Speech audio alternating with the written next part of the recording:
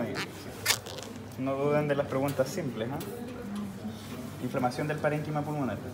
La neumonía, los focos neumónicos, se pueden observar porque el parénquima es reemplazado por el fenómeno inflamatorio. Ustedes deben haber escuchado el término de hepatización roja y la hepatización gris. Eso depende de la cantidad de neutrófilos, lo que le va a dar la característica de cambio de color. Primero, Para que el doctor termine de explicar, que no, como que se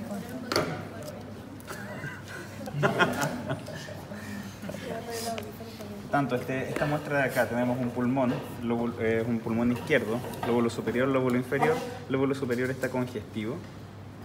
Sin embargo, en el lóbulo inferior vemos un foco neumónico. La neumonía, a diferencia de la bronconeumonía, ambos son términos anatomopatológicos. ¿Qué diferencias tienen? La bronconeumonía es como en parche y con focos con distintos evolución. ¿Cómo se llama eso en cuanto en palabras? Algo por acá, escuche.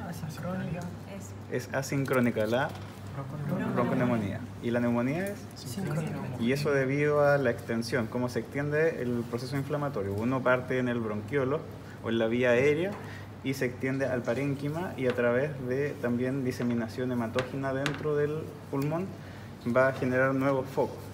A diferencia de la neumonía, que es a través de los agujeros interalveolares. Se extiende de alveolo en alveolo. ¿Ya? Esto de aquí corresponde a una neumonía lobar. Vemos de que no es tan fácil delimitarla, pero en esta zona tenemos un cambio de coloración amarillento. Esto debido al infiltrado inflamatorio de los neutrófilos. En esta muestra de acá se ve mucho más nítido el contorno del foco neumónico. Sin embargo, igual me preguntaban que alrededor estaba congestivo. Sí, en general el fenómeno inflamatorio es lobar. Por lo tanto, nosotros podemos delimitar el área purulenta con esta coloración, este cambio de coloración. Sin embargo, el fenómeno inflamatorio de la congestión vascular va a estar en todo el lóbulo. Esta muestra de acá corresponde también a un corte de un solo lóbulo y vemos que es extenso el compromiso, ¿ya? Y si ustedes lo toman o lo palpan, es mate. Eso es lo que ustedes después van a buscar con el examen clínico, y por eso se llama hepatización, porque la consistencia es igual a un hígado. Eso significa, a eso se refiere la consistencia de hepatización. En cambio, esto es mucho más blando, es un pulmón más cercano a lo normal. La consistencia del pulmón normal es semejante a este. Este es un pulmón que tiene signos de tabaquismo, ya, antracosis, ahí tiene un poco de enfisema y de fibrosis subpleural, pero se los voy a dejar aquí para que noten la consistencia de un pulmón más normal. Ahí se ve dilatación de los alveolos en esa zona de ahí. Creo que tenía... no era este. Pero ahí tiene fibrosis subpleural. Es que es más difícil de ver, pero es para que vean la consistencia. A veces esta enfermedad puede ser mucho más compleja o más intensa. Esos son ganglios con antracosis. ¿Ya? Los macrófagos, recuerden de que ellos, su función es ir a presentar antígenos. Entonces los macrófagos alveolares captan el material que está dentro del alveolo, el carbón, y lo trasladan a los ganglios linfáticos para presentárselos a los linfocitos. Sin embargo, como no es un antígeno, se deposita en su citoplasma y ellos se acumulan. ¿Ya? Cuando ya se saturan, Probablemente. ¿empieza a verse así? Que igual está como limpio. Sí, es bastante limpio respecto a... Es que depende de dónde vives, la cantidad de polución que haya, si tienes hábito tabáquico, de todo eso depende el grado de antracosis que vas a tener. Sin embargo, es frecuente de encontrar pigmento antracótico en incluso personas no fumadoras. Por ejemplo, santiaguino no fumador, lo más probable es que igual presente antracosis por la polución. Este caso es un paciente joven con un cuadro mucho más acentuado, el compromiso es extenso, sin embargo presenta unas pseudocavidades llenas de material necrótico. Esto es una neumonía necrotizante. Incluso comprometió la superficie pleural. Vean en esta muestra de acá, la superficie pleural es lisa y semitraslúcida. Se ve la trama vascular del parénquima pulmonar subyacente. Sin embargo, aquí hay unas placas. Esas son las placas de fibrina, exudado fibrinoleucocitario. Cuando hay compromiso del parénquima pulmonar y de la pleura por el proceso inflamatorio, se llama pleuroneumonía. Esto se puede complicar también con un empiema pleural o una pleuresía. La pleuresía es la inflamación de la pleura. Esta muestra de acá corresponde a un pequeño que falleció, evidentemente, por una bronconeumonía necrotizante y hemorrágica. Vemos que este pigmento oscuro no es antracosis, sino que es hemorragia. Recuerden que la formalina cambia el color lo rojo a café. Por lo tanto, mientras más rojo, más sangre, más café. Mientras menos sangre, menos café. Y por eso que acá ustedes ven una coloración amarillenta.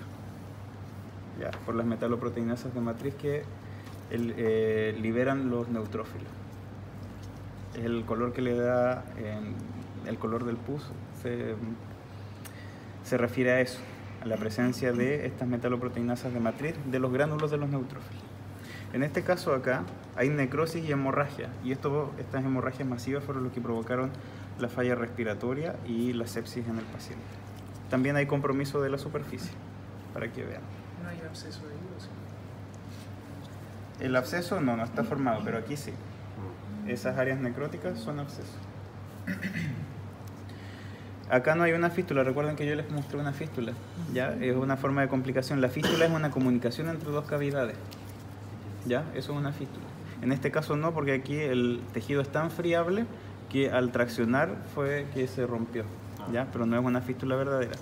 Pero se puede fistulizar el proceso debido a que si se necrosa el tejido hasta la pleura se puede haber una comunicación entre el parénquima pulmonar aireado o con material necrótico con la cavidad pleural, y eso correspondería a una fístula, una cavidad con otra. ¿Y es cuando se complica como biotórax? ¿Cómo? Ahí se complica así como a un biotórax, A un neumotórax. Sí, cuando es cavidad aérea con una sin aire se llena de aire. pero si está drenando el absceso.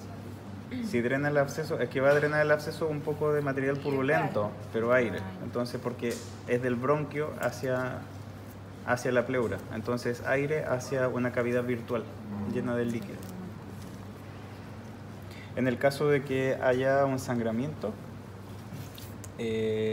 va a haber un hemotórax. Habitualmente son traumáticos. Esta muestra de acá, si ustedes ven, es una enfermedad difusa. Hay compromiso de la superficie pleural y ya vamos a ver por qué. Pero es crónico. Y esta es una enfermedad crónica. Cada uno de esos hoyuelos que ven ahí corresponde a una bronquiectasia.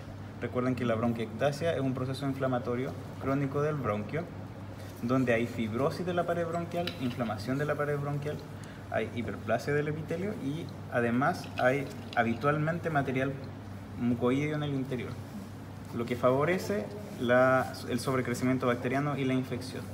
Estos pacientes en general comienzan a tener daño pulmonar crónico porque el material tapón mucoso genera sobrecrecimiento, colapso del parénquima pulmonar posterior al tapón, y eso provoca infecciones crónicas.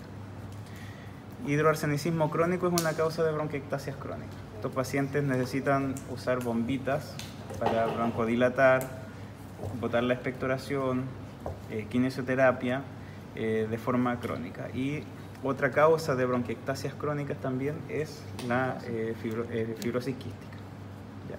Los pacientes con fibrosis quística hacen neumonías por pseudomonas, que son las más graves que pueden tener y fallecer por eso. Al presentar fenómenos inflamatorios crónicos o procesos inflamatorios crónicos, infecciones a repetición, se genera pleuritis también asociada. Las pleuritis pueden regresar de forma espontánea y generar adherencias. En este caso, probablemente en la autopsia fue difícil despegar la pleura visceral de la parietal, y en ese caso tuvo que disecar probablemente el doctor de la parrilla costal. Esto disminuye el movimiento del pulmón, lo que disminuye la ventilación del trozo o del pulmón en sí, lo que favorece el sobrecrecimiento bacteriano y la poca ventilación del parénquima, y empeora el cuadro respiratorio crónico. ¿Alguna pregunta con respecto a esto? ¿Neumonía? Aquí, el último que explicó, como hay poco movimiento del pulmón, ¿eso lleva a la telectasia al final del pulmón? Sí, por colapso. El tapón mucoso, al fin y al cabo, se reabsorbe el nitrógeno, porque lo que mantiene abiertos los pulmones prácticamente es el nitrógeno. Se reabsorbe el nitrógeno en ese segmento que no está ventilado y colapsa. ¿Tiene un término cuando se fibrosa la pleura o es fibrosis pleural? Fibrosis pleural. Pleuritis fibrinosa también se le llama de acuerdo a cuánta cantidad de fibrosis presenta.